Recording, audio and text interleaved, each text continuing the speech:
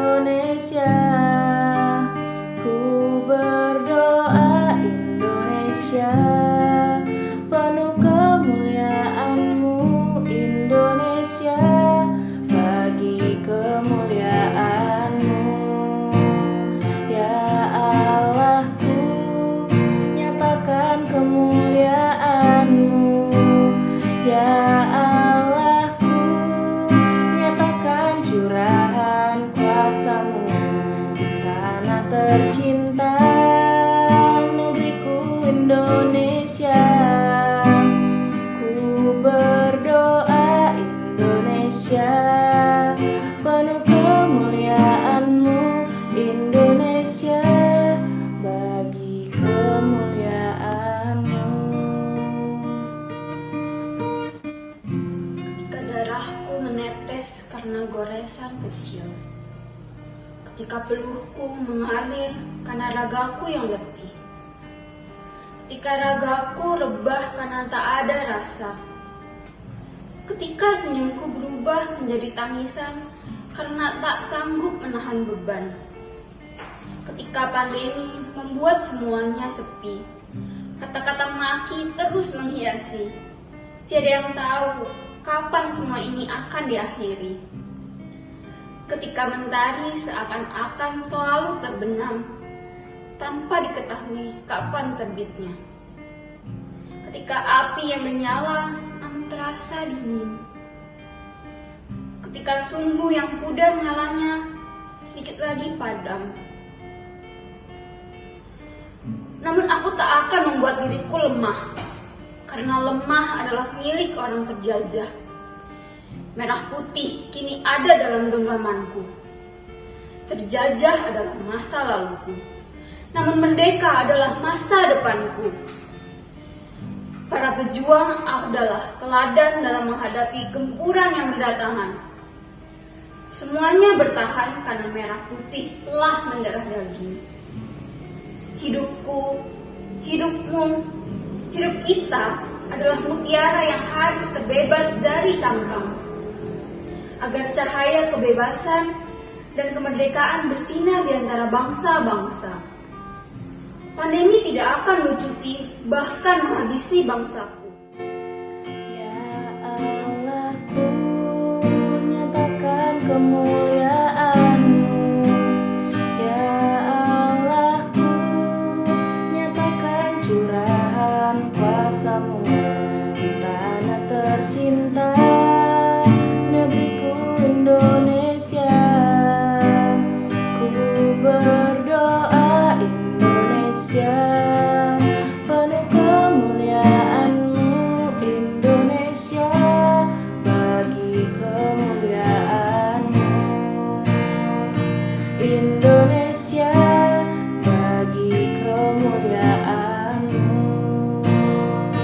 Indonesia, bagi kemuliaan-Mu.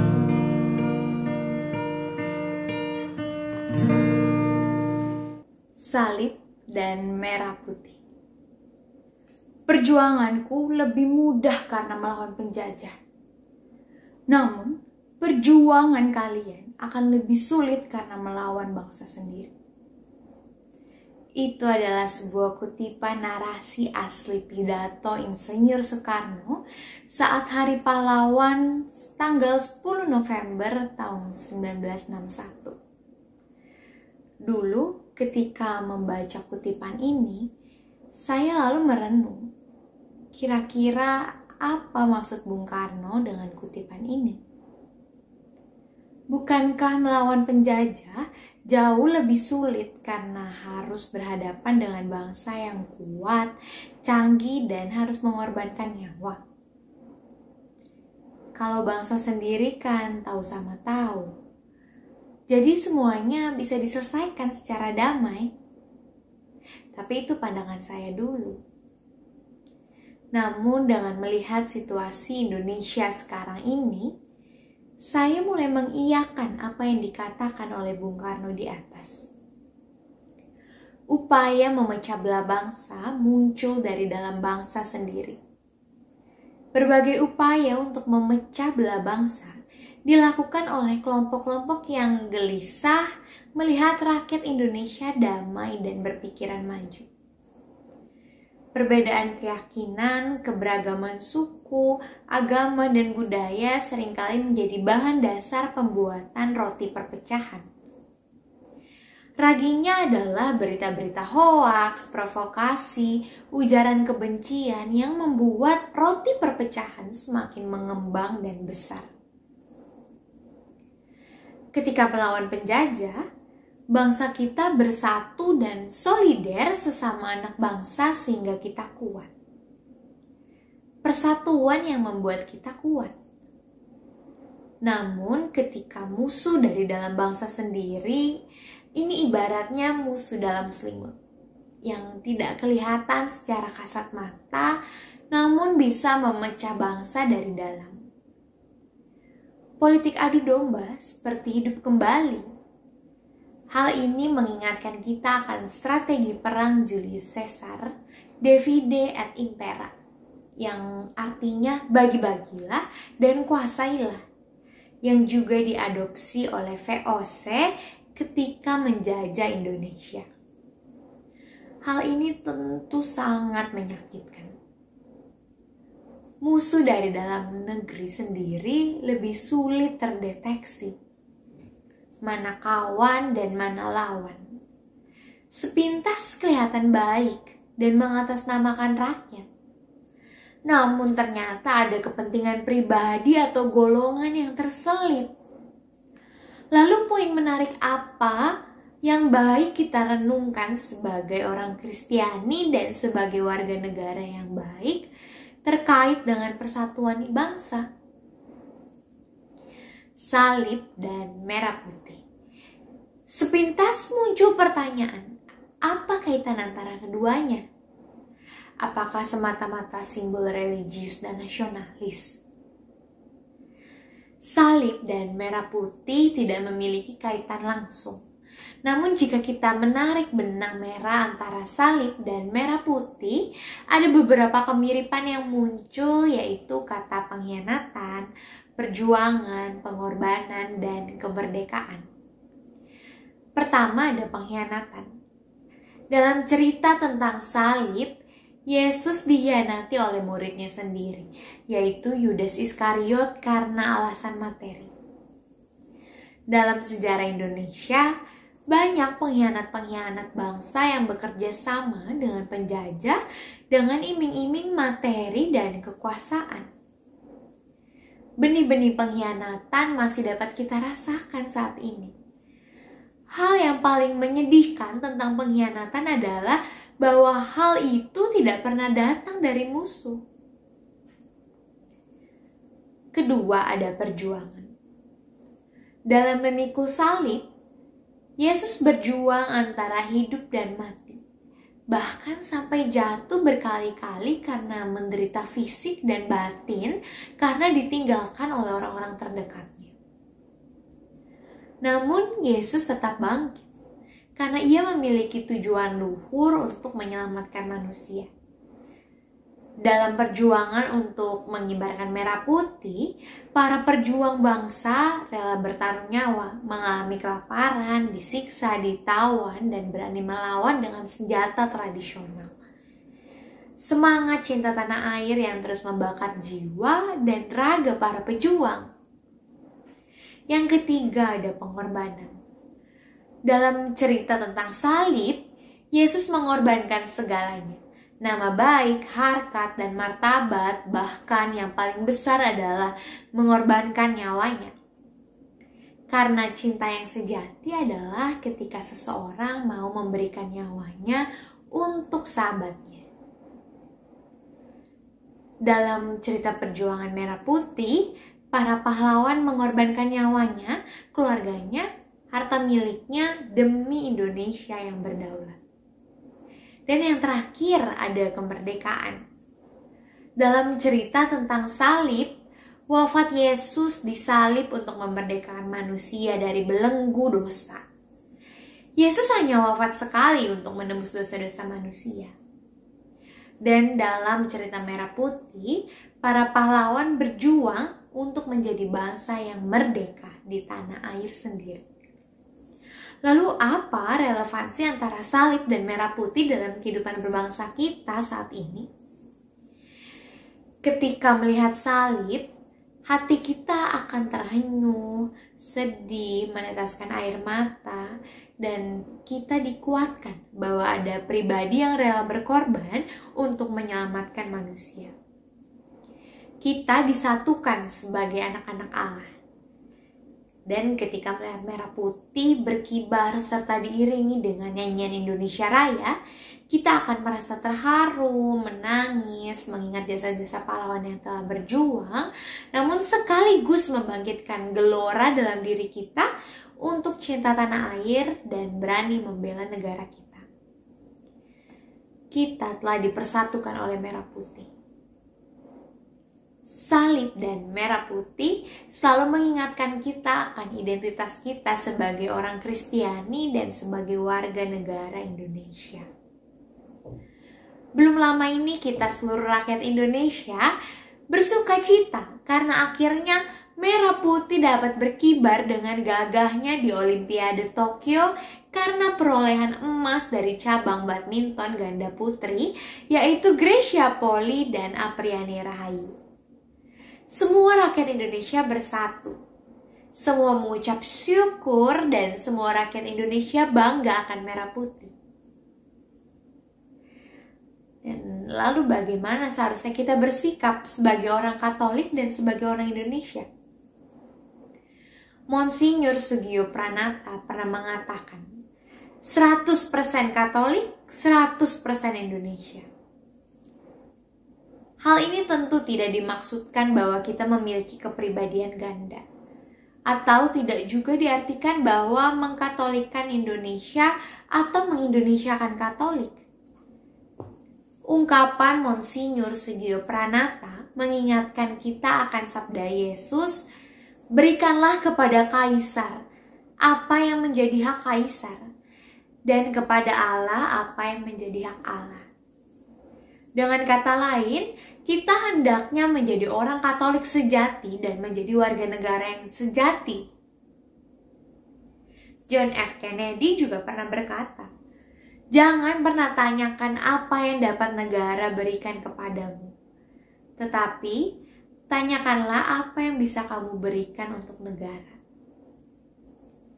Dalam masa pandemi ini, bangsa kita kembali menghadapi tantangan yang tidak mudah karena menyebabkan anak-anak bangsa berduka cita, meneteskan air mata, putus asa, dan mengalami penderitaan. Namun apakah kita harus menyerah? Tentu tidak. Karena kita adalah bangsa pejuang yang sudah ditempa oleh penjajah, penderitaan. Namun kita bisa terus berjuang, bangkit, bersatu dengan semboyan Bhinneka Tunggal Ika. Sakit dalam perjuangan itu hanya sementara. Namun jika menyerah, rasa sakit itu akan terasa selamanya. Jangan biarkan pandemi ini memecah belah bangsa. Sebaliknya, sebagai anak bangsa, kita harus makin bersatu, bahu-membahu, tolong-menolong, memiliki solidaritas. Semua ini adalah derita kita bersama. Melalui hal-hal dengan perbuatan-perbuatan kecil, pasti itu akan memberikan dampak yang besar. Salib mempersatukan kita sebagai orang Kristiani. Merah putih mempersatukan kita sebagai bangsa Indonesia. Kemerdekaan bukanlah tanda untuk berhenti berjuang, tapi tanda untuk berjuang dengan lebih keras. Kenakanlah salibmu, kibarkanlah semangat merah putihmu. Dirgahayu Republik Indonesia.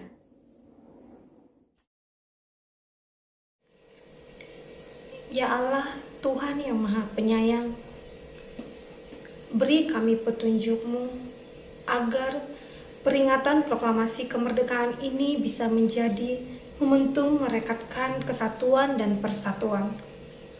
Anugerahi kami kebeningan hati dan kejernihan pikir, dalam mengamalkan nilai-nilai Pancasila dan Undang-Undang Dasar Negara Republik Indonesia tahun 1945 sebagai pedoman dalam hidup kami, dalam kehidupan berbangsa dan bernegara, dalam wadah Negara Kesatuan Republik Indonesia.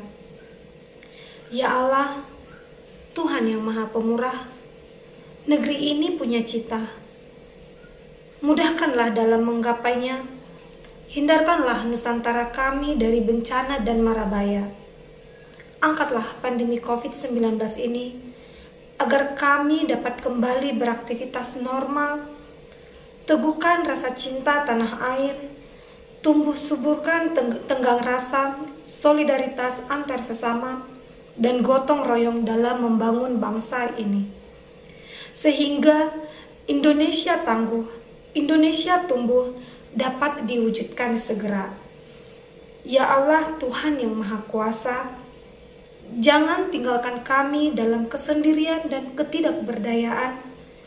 Beri kami petunjuk serta kekuatan untuk membangun dan untuk membawa negeri ini ke arah kemajuan. Ya Allah, Tuhan yang Maha Pengampun, ampunilah dosa-dosa kami, dosa orang tua dan guru-guru kami. Ampuni para tokoh bangsa dan para pemimpin kami. Terimalah amal dan perjuangan para syahadu bangsa kami. Mereka yang telah berkorban, mereka yang telah mengorbankan jiwa raga, darah, dan air mata dalam upaya memerdekakan negeri ini. Masukkanlah mereka ke surgamu. Muliakan kedudukan mereka di surgamu. Ya Allah, kami terus berharap limpah rahmat-Mu. Kami terus meminta keluasan ampun-Mu. Kiranya Engkau mengabulkan doa hamba-hamba-Mu ini. Amin.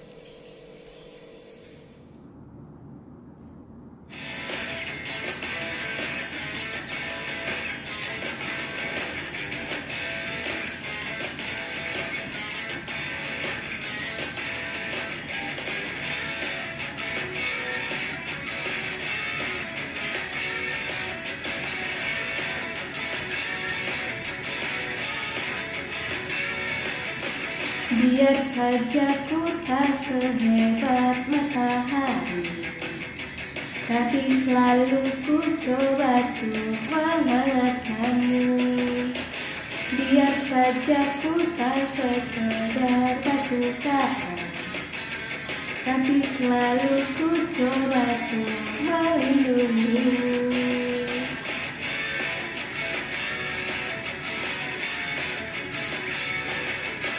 Biar saja ku tak seharum bunga mawar, tapi selalu ku coba untuk mengharumkanmu. Biar saja ku tak seelok langit sore, tapi selalu ku coba untuk mengindahkanmu. Pertahankan kau demi kehormatan bangsa, ku pertahankan kau demi tumpah darah semua pahlawan-pahlawanku. Merah putih teruslah kau berkibar di ujung tiang tertinggi di Indonesiaku ini. Merah putih teruslah kau berkibar di ujung tiang tertinggi di Indonesiaku ini. Merah putih teruslah kau berkibar, ku akan selalu menjagamu.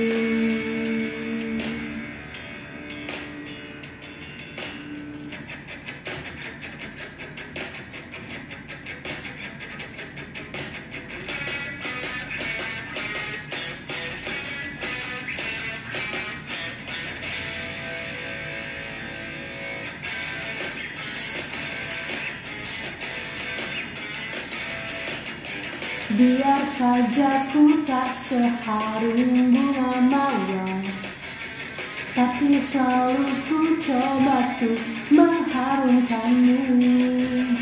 Biar saja ku tak seelok langit sore, tapi selalu ku coba tuh mengindahkanmu. Pertahankan kau demi kehormatan bangsa, pertahankan kau demi tumpah darah semua pahlawan-pahlawanku. Merah putih teruslah kau berkibar di ujung tiang tertinggi di Indonesiaku ini. Merah putih teruslah kau berkibar di ujung tiang tertinggi di Indonesiaku ini. Merah putih teruslah